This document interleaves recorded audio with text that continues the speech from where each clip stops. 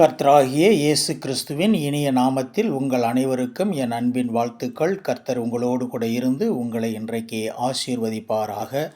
வேதம் சொல்கிறது மத்தேயு 8:8 ஒரு வார்த்தை மாத்திரம் சொல்லும், அப்பொழுது என் வேலைக்காரன் சொஸ்தமாவான் என்று சொல்லி வேதம் சொல்கிறதை நாம் பார்க்கிறோம்.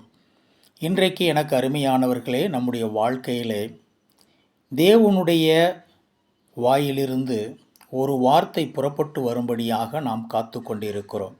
அது எந்த காரியத்திற்காக நாம் காத்து கொண்டு இருக்கிறோம் என்பது நமக்கு தெரியாது. ஆனால் வேதம் தெளிவாய் சொல்கிறது, நிச்சயமாக ஒரு நாள் ஒரு வேளை வரும், அப்பொழுது நிச்சயமாக தேவனுடைய வார்த்தை நமக்கு நேராக கடந்து வரும்.